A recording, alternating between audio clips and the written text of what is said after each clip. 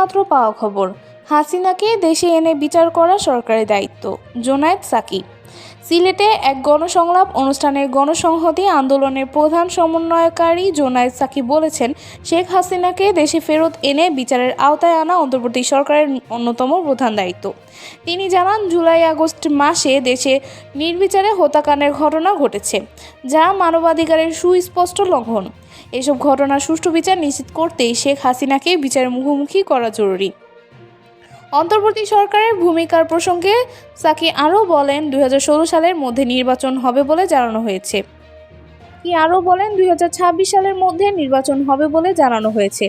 তবে এর আগে সকল অংশীজনের সঙ্গে আলোচনা এবং প্রয়োজনীয় সংস্কার কার্যক্রম শুরু করা উচিত। এছাড়াও কুমিল্লায় একজন মুক্তিযোদ্ধাকে লাঞ্ছিত করার ঘটনা প্রসঙ্গে তিনি বলেন, আইন নিজের হাতে তুলে নেওয়া কখনোই গ্রহণযোগ্য নয়। যারা এ ধরনের কাজ করেছে তাদের দৃষ্টান্তমূলক শাস্তি নিশ্চিত করতে হবে। আপনার মতামত আমাদের জানাতে কমেন্ট করুন এবং আমাদের চ্যানেলটি সাবস্ক্রাইব করতে ভুলবেন না। ধন্যবাদ।